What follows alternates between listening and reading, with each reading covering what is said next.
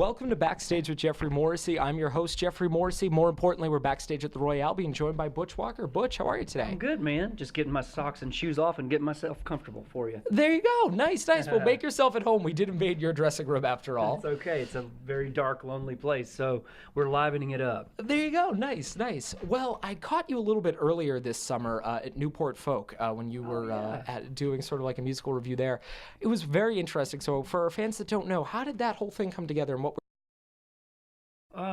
My friend Jeff Burns puts on a series every year at Newport that is really fun, and he's hosted all kinds of walks of life, for it, and he's out of Texas, and so he's kind of got a crew of musicians that all go there and do it, and I'm just friends with everybody, and I think they just thought it would be fun to have me thrown in the mix, and so I went down there with everybody, and it was my first time doing Newport. And I like the fact that it's not just, based on strictly folk music anymore. It's just based on music, and I love that. I love the fact that we've got a chance to actually go play something other than, stuff in the same realm as Dylan and, John Prine and all that, which I love. But it's good to always broaden. And when I was talking to the guy who puts on Newport every year, he was saying that it's pretty much, they want to make it more diversified and have different kinds of acts on there. And even though it was still all acoustic based for me, I played acoustic both for my set there. But I do that all the time anyway. I play acoustic on tour all the time. So it was a lot of fun. I was glad, and I think they want to have me back next year, and I'm going to continue to go do it. So. Well, I'll be there, that's for sure. And I mean, you kind of hit the nail on the head there. There's no reason why people who do like Dylan and like Prine wouldn't like your new record or Courtney Barnett's record. It's lyrics. It's lyrics, exactly, and they're really, really strong. So, cool. Well, thanks. And I mean, that's my most important de facto is I just want always the songs to tell a story or say something, lyrically. So and not just be a musical, jam. So. And as a listener, that's one of the things that I find myself coming back to the lyrics and the lyrics more and more often. How do you guide those songs lyrically that might be sort of challenging? Well, it's funny you say that because I've never really written anything musically first. It's always been lyrically. So, I mean, the challenge has never been musically. It's always been finishing the lyric and the story if it is a story. And then after that, I just try to make sure my melodies are all there, and the music just kind of takes care of itself as sort of like the background painting, for the lyrics, and it's a little backwards. I know a lot of people always write music first and then they fill in the blanks with lyrics, and I don't know. I've just always had a notebook full of lyrics to pick from that I have to like hone into a cohesive musical body of work for a record. So that's kind of where I guess my challenge is actually just making that part work. The music, so far, knock on wood, has never been that much of a problem, I guess. So. And Stay Gold certainly is a cohesive body of work. It kind of picks off a little bit where Afraid of Ghosts leaves off, but with a more optimistic tone, sort of looking at optimism even in the face of despair. Where does that optimism come for you, where you can sort of look at a really bad situation, be able to rebuild and put something out that's positive? Well, I mean, I guess if anybody's not familiar, the record you're speaking about, Afraid of Ghosts, before that was about my father, and my father passed away at that time, and I wrote a whole album about him that was sort of a loose tribute to him. So needless to say, it was a little bit more melancholy, and I believe that, just having a couple of years to process all that, and a couple of years to tour on it and get that therapy of getting those emotions out, led to me finally writing things from a little bit more of a celebratory but still almost nostalgic point of view, and I ended up making the record Stay Gold as sort of not another repeat tribute to my father, but a lot about my childhood, because I was just reeling still in a lot of feelings about him, but it was time to kind of maybe more celebrate my disenfranchised youth in this small town, coming up in a Bible Belt town, and I just felt like I'm probably not the only one who felt like a little bit of an odd duck in a big pond, and wanting more out of life, and wanting more, and wanting to get out of that town, but at the same time retrospectively having a lot of love for coming from there and a lot of pride from coming from a small town. So I think that's where that record came from. And that's why I was able to be, sorry to answer your question, that's why I was able to channel it into something more positive, because I certainly didn't feel like I wanted to drop another, another album of tears on people. So. Well, thank you for that. Hey, wait, a positive and upbeat is always good. East Coast Girl's one of the singles from that. I found myself singing along to that Baby Baby Where Are You?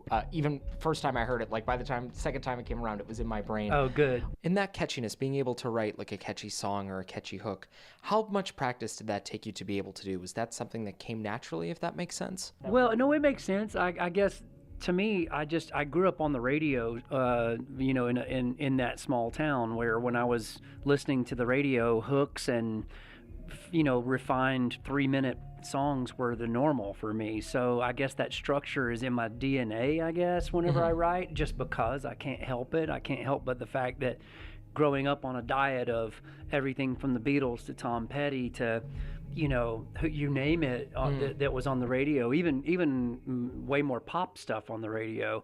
I think those songs made me get an appreciation for arrangement and some simplicity, even though I don't get so simple lyrically a lot of times in my songs. But like repeating a hook, like you're talking about, like baby, baby, baby, where are you? It's obviously sounds like a throwaway lyric, but at the same time, it's a nice moment in the song to take a break from these verses that are narrated, and then give a little singing moment for the crowd or whoever. And when I play it live, everybody sings that part, Yeah. So that's cool. And now, of course, you obviously have your solo career, but you're also a famous producer. I don't need to tell you that. But, I think the production is one of those things that, especially when I talk to sort of casual music fans, that everyone has an appreciation for, but some people might not grasp exactly what it is. So when you think about it, what is the role of the producer? What is the producer's main job when they're in the studio? Well, in the studio, it's a good question, and it can be a very broad answer, because you can be anyone from, say, like a Rick Rubin, who is one of my production idols, who is he's almost more of a Svengali and a overseer and a therapist for his artists. He's not technical. He doesn't come in and turn knobs on a console or get the sounds. He's got engineers that do that, and his bands the artists that he works with are always so accomplished. It's not like they are people that need, let's call it, developing or being spoon-fed and learning how to do it. It's all people that know what the hell they're doing, and he's almost better at just coming in every few weeks or whatever.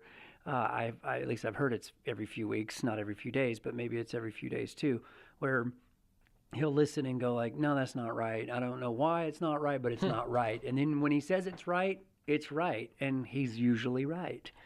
And that is a beautiful job of producing right there. Whereas some other producers that are more technical and more about getting the soundscape and getting this, that part of it. There's guys that were also my heroes growing up, like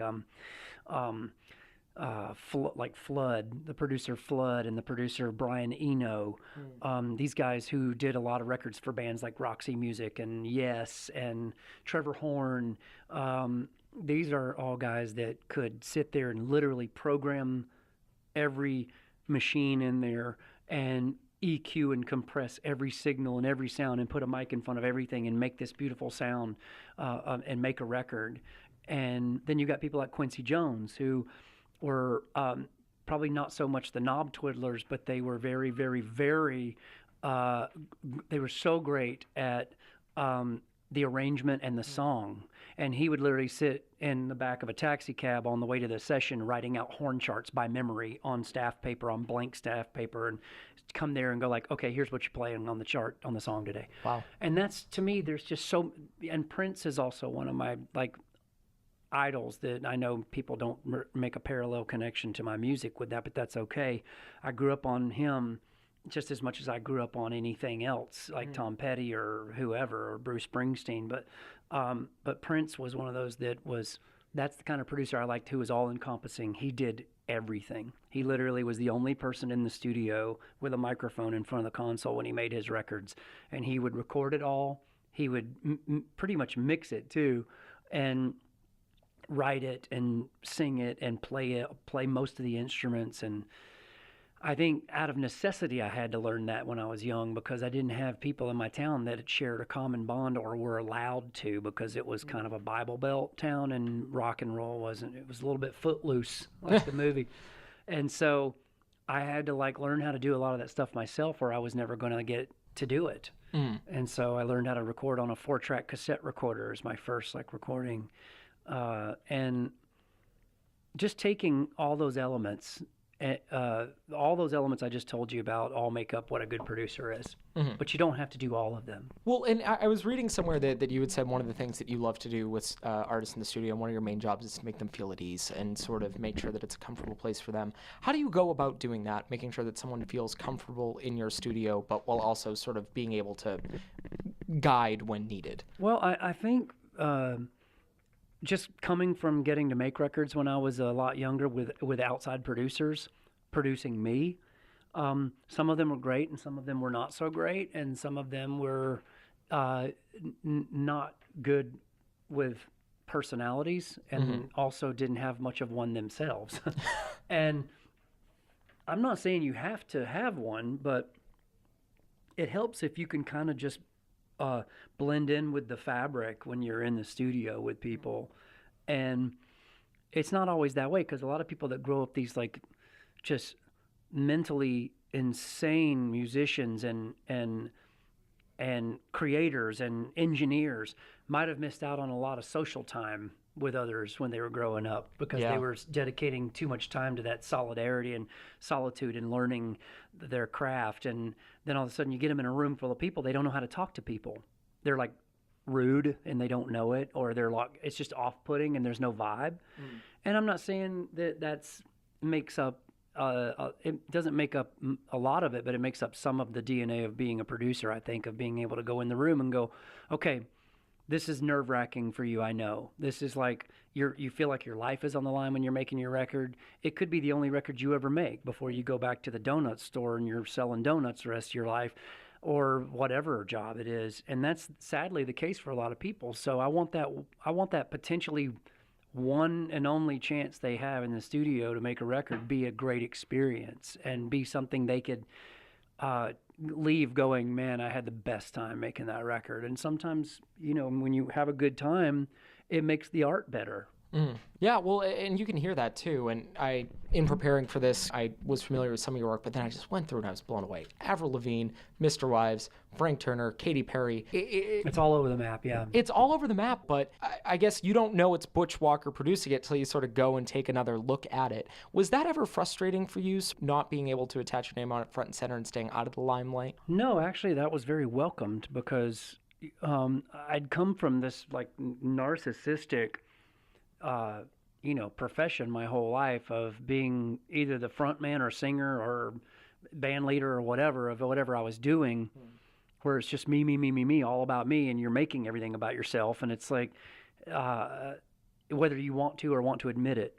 And it kind of comes with the territory. But the thing is you end up, I got burned out on that, and I was starting to realize that a good lesson for me would be to maybe go behind the curtain and pull the levers and see what I can do for other people and help somebody else achieve their dream and their goals and whatever and their recordings. And sure, they're going to get the credit for it, and that's fine. It happens all the time, and I'm not really.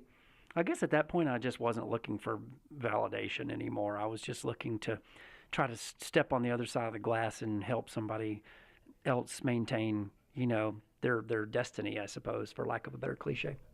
Yeah, exactly. And you sort of mentioned ego in music, and what I've found that a lot of people who do produce or self-produce, the ego is a little bit to the side. Yeah, it's a humbling job. I mean, some people don't. Some people have giant egos for producers, and I think a lot of that comes from it's that whole thing of walking in and seeing a wall in their studio lined with platinum albums and Grammys up on a thing, like on a mantle, and then they use that.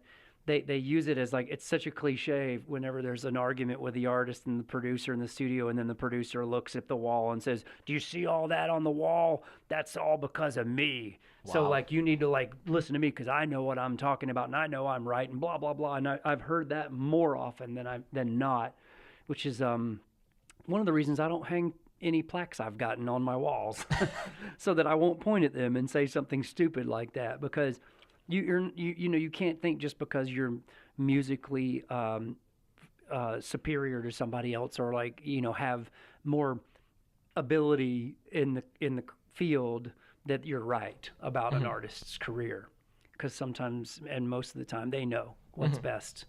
So I just try to always, I'll have a healthy debate with them on something, but ultimately I want the artist to get what they want, and I want the artist in the studio to make sure they're making the record that they want to make, not the record I want to make, because then they got to live with it the rest of their lives.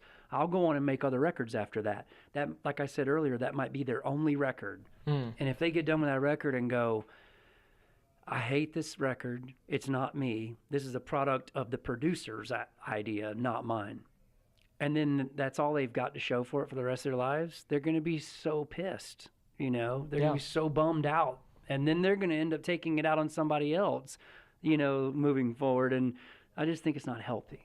I agree, and I kind of like sort of ending that cyclical behavior and pointing to plaques on the walls. But to talk about some of your plaques right now, ironically enough, when you think of either your Butch Walker songs or other songs that you worked on, is there anyone that you've just been surprised to the reaction to? Like, wow, I didn't think that was going to take off in the way that it did, or I didn't think that I was going to have so many people coming up to me after a show with this track in particular. I think that happens a lot. I think, the music business is steeped in irony, and sometimes I've worked on records that I thought were just something that would be fun to do, but nothing good would ever come of it, because maybe it was either too novel or too whatever, and then it turns out those are the biggest, those can be some of the biggest songs, and songs that get, nominated for Grammys even, and things like that. And you're like, really? I never would have expected that to happen. And it's happened several times. I mean, I guess, to another extent, I can, one case in particular, which is many cases that this happens, but, I remember having this song idea one time on a piano, and I would sit and play it, and I thought it was an idea for me, maybe for one of my songs, for one of my records, and, I tend to instantly gravitate towards just doing whatever I want for my records, and not like going with something that is, currently popular or whatever. Like, I can make records that sound like stuff on the radio, but I don't necessarily need to or want to for my own records. And because of that, I can remember writing this piano ballad one time, and it was, I had to go and work with this teenage pop star, and we were trying to come up with a song, and we were looking for like a big power ballad type song for the record. And I remember I was like, well, I have this thing, and I played it, and they were like, wow, I love that. And I was like, okay, well, let's take it up about 6 keys, because it was like really low for me, but then needed to be higher. And then we had to write a chorus for it. And I remember being a little too precious and said, well, I've got a chorus too. But I sang the chorus, and it was very verbose. It had a lot of words, and it was very, clever wordplay and things like that. And never really repeated a simple phrase over and over again like a lot of pop structured music does on the radio. And I could remember that person sitting there looking at me kind of confused when I played that chorus. And then they spat back at me a different chorus for it that was just repeating a couple of words over and over again. And I remember thinking to myself, oh, okay, I would never do that. But this is not my song anymore. This is for someone else. And this is also somebody who, when I looked at this person, I could see literally like their 10 million fans behind them cocking their head to the side and looking confused when I sang that chorus that I had. And it was a light bulb that went off in my head. I was like, oh, it just needs to be simplified and more to the point, because I'm not trying to, sometimes when I write my own songs, I'll write them to not relate to anybody but me, because there'll be something super specific. Whereas this is a person that needs to sing songs to identify and relate to millions and millions of people their age, if not older and younger. And so when they sang back that chorus that they had, I was like, that's our song. And it was a #1 hit. So I was like, okay. Wow. So that was like a good lesson for me to learn on how how to adapt with somebody else and push and pull instead of it just being all about like, oh, this is what I want to do. Well, this has just been such a genuine pleasure. I could do this all day. I know that you have a set to play, so I'll make this my last question. Who are you listening to right now? Oh, man. We listen to so much stuff on the bus. And I guess if it were anything that's recent, I'm kind of been getting back into my inner guitar nerd, because I grew up a shredder, and I grew up on like lots of like jazz guitar players and stuff like that, and blues players and all that. So we've been jamming a lot of Fearless Flyers and Wolfpack on the bus. It's so good. Like these guys are great.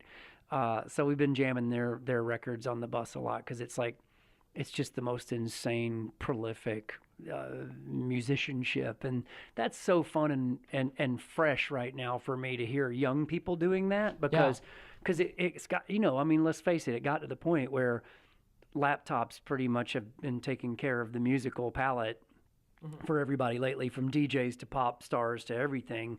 So there hasn't been a lot of let's call it musical prowess on popular music. So listening to this stuff has been super fun for me. And then obviously, I mean, I still listen to lots of old classic stuff, and as that goes. But I mean, I don't know. Anytime Spoon puts out a record, I'm going to listen to them. Anytime, people that are great with lyrics like Frank Turner or Brian Fallon, who I've worked with, I love listening to what they have to say lyrically. That to me is still special.